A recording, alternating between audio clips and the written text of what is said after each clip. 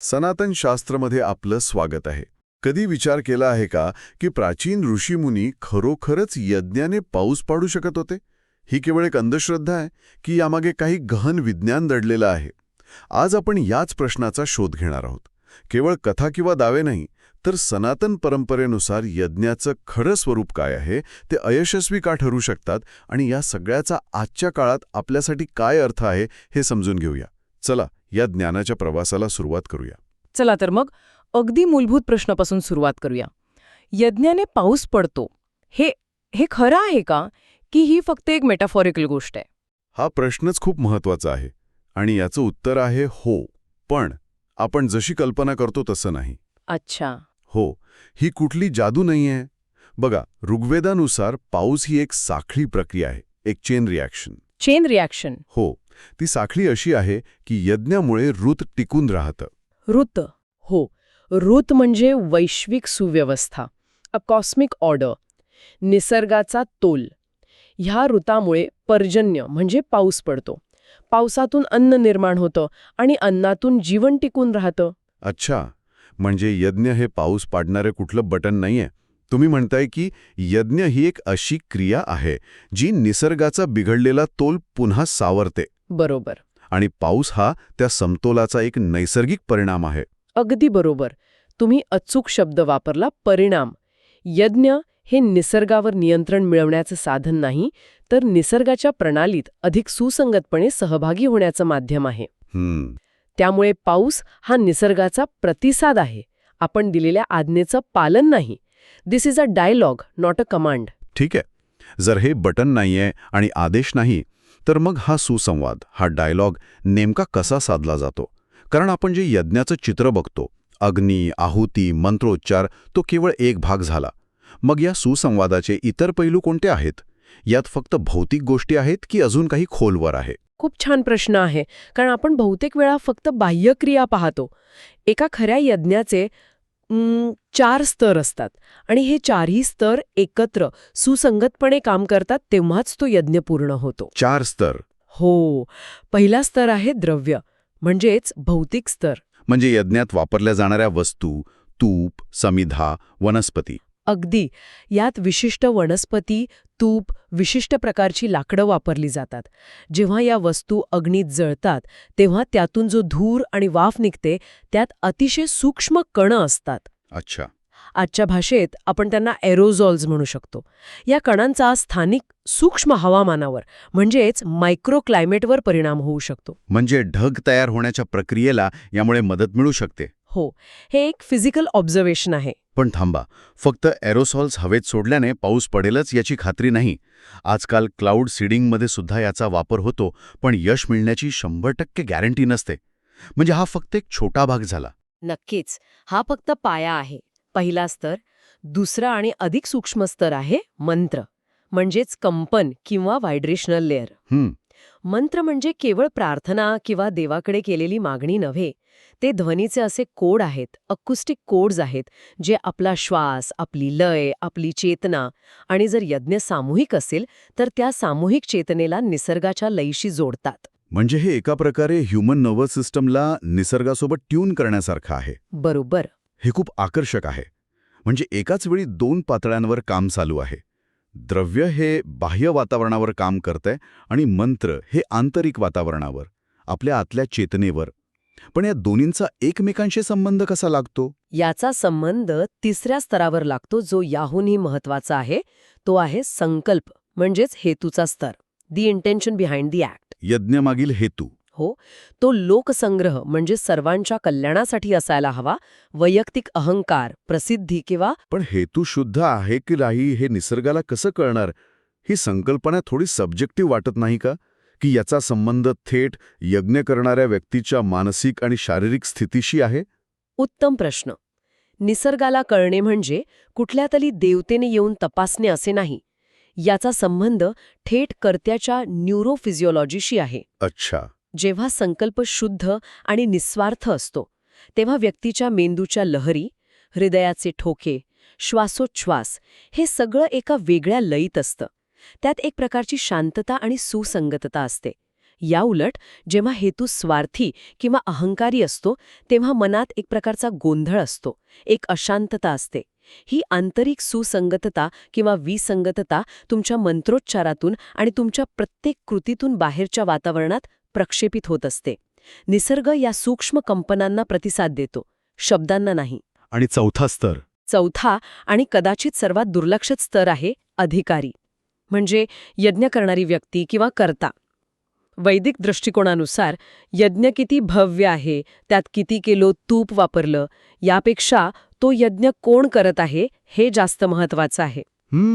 हजारो अशुद्ध अंतःकरणाच्या आणि विचलित मनाच्या पुरोहितांनी केलेला भव्य यज्ञापेक्षा एका तपस्वी, शांत आणि शुद्ध ऋषीने केलेला यज्ञ श्रेष्ठ मानला जातो. कारण त्या व्यक्तीची आंतरिक ऊर्जा हो, किंवा अग्नी प्रज्वलित झालेली असते.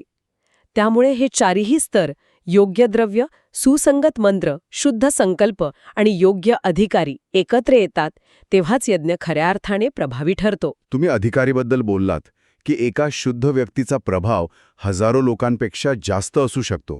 यावरून माझ्या मनात एक प्रश्न येतो की मग एखादी एकटी व्यक्तीसुद्धा पावसावर किंवा हवामानावर प्रभाव टाकू शकते का? होय, आणि हा सनातन परंपरेतील एक खूप गहन विचार आहे.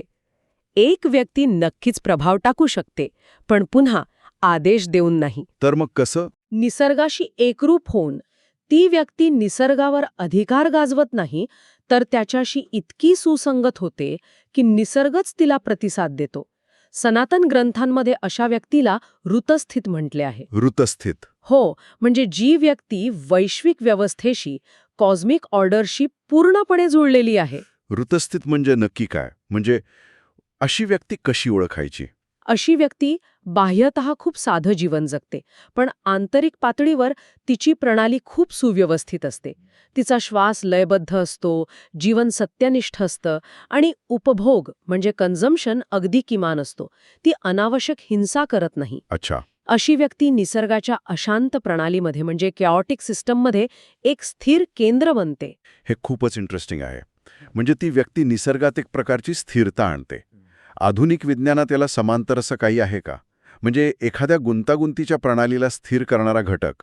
अगदी बरोबर. तुम्ही सिस्टम्स थिअरीचा विचार केलात तर त्यात स्टेबलायझिंग नोड नावाची संकल्पना आहे.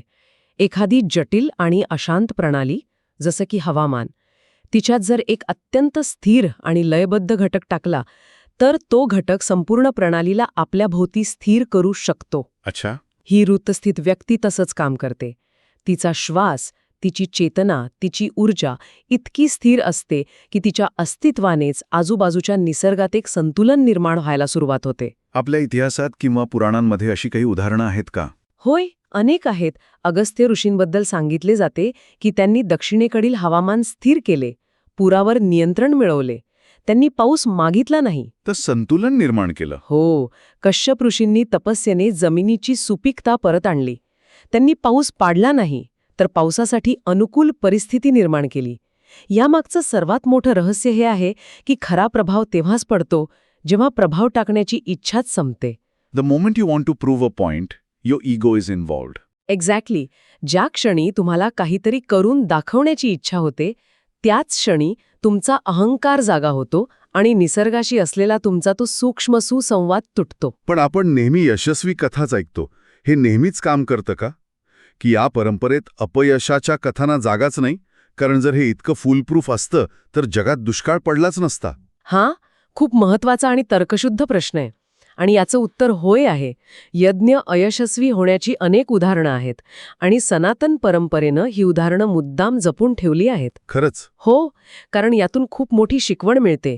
यज्ञ हे कुठलंही हमीपत्र म्हणजे गॅरंटी नाही, ते निसर्गाला दिलेलं एक आमंत्रण आहे. आमंत्रण? हो, आणि जेव्हा निसर्ग ते आमंत्रण नाकारतो तेव्हा तो एक संदेश असतो. ती चूक नसते. एखादं उदाहरण सांगता येईल का? पौराणिक परंपरेत राजा वेन याची कथा प्रसिद्ध आहे. वेन हा एक शक्तिशाली राजा होता आणि तो विधिवत अगदी परफेक्ट पद्धतीने यज्ञ करत होता.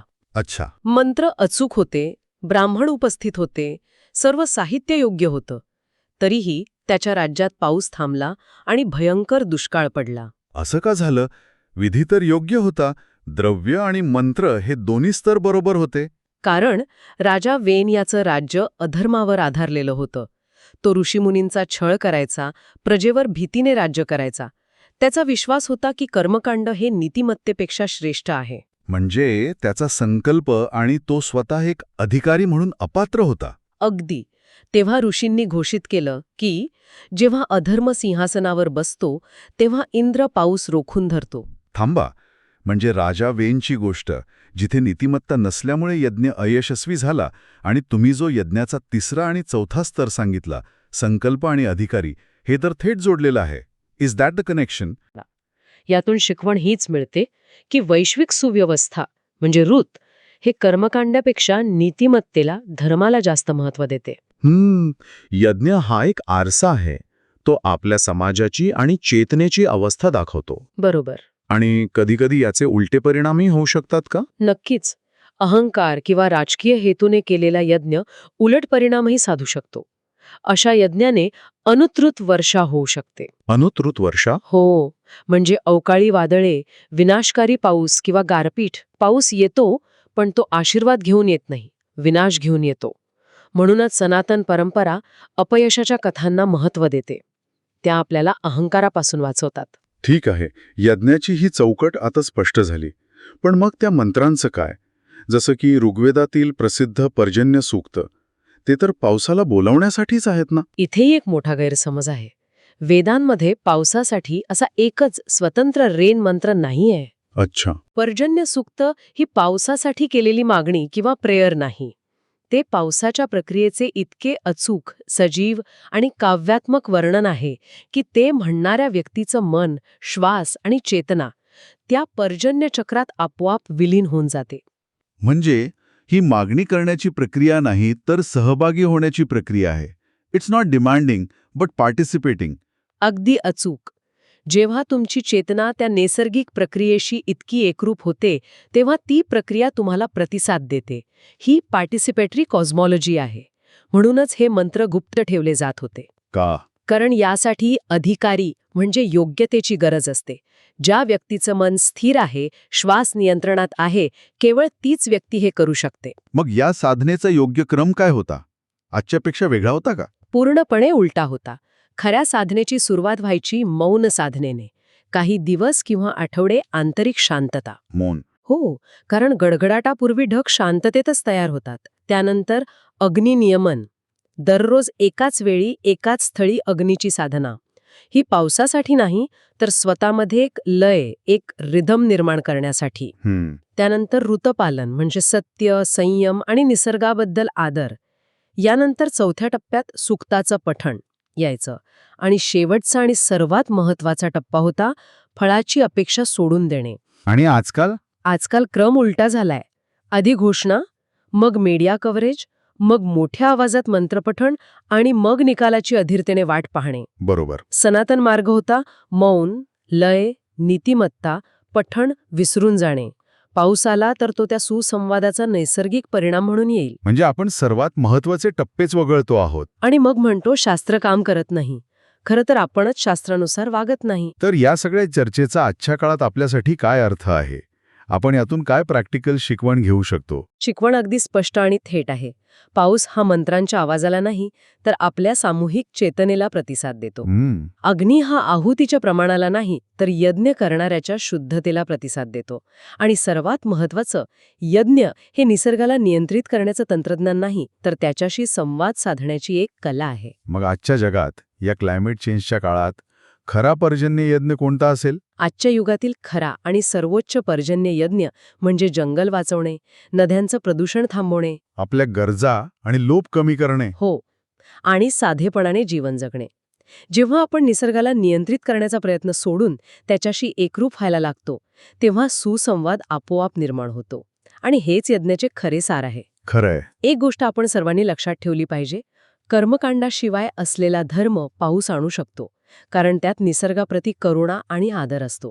पण धर्माशिवाय म्हणजे नीतिमत्तेशिवाय केलेलं कर्मकांड केवळ धूर निर्माण करतं, पाऊस नाही. आजची चर्चा आपल्याला निसर्गाकडे आणि आपल्या प्राचीन ज्ञानाकडे एका नव्या दृष्टीने पाहण्यास नक्कीच प्रवृत्त करेल. यज्ञ म्हणजे केवळ एक विधी नाही, तर ते जीवन जगण्याची एक पद्धत आहे, निसर्गाशी सुसंवाद साधण्याचा एक मार्ग आहे. खरं तर ही चर्चा ऐकल्यावर एक विचार मनात राहतो. जर निसर्गाशी सुसंवाद साधणं हाच खरा यज्ञ असेल, तर मग शहरात राहणारी, निसर्गापासून पूर्णपणे तुटलेली व्यक्ती कितीही शुद्ध हेतूने यज्ञ करत असली तरी ती खऱ्या अर्थाने अधिकारी ठरू शकते का? हा विचार करण्यासारखा प्रश्न आहे. जसा पाऊस थेंबाथेंबाने जमिनीला जीवन देतो, तसेच ज्ञानाचा प्रत्येक कण आपल्या विचारांना समृद्ध करतो. जर आजच्या या चर्चेने तुमच्या विचारांना नवी दिशा दिली असेल, तर या ज्ञानाच्या प्रवाहात इतरांनाही सामील करून घ्या. लाईक, शेअर आणि सबस्क्राईब करा. तुमच्या मनात या चर्चेतून कोणता विचार अंकुरला हे आम्हाला कमेंटमध्ये नक्की सांगा. भेटूया पुढच्या भागात.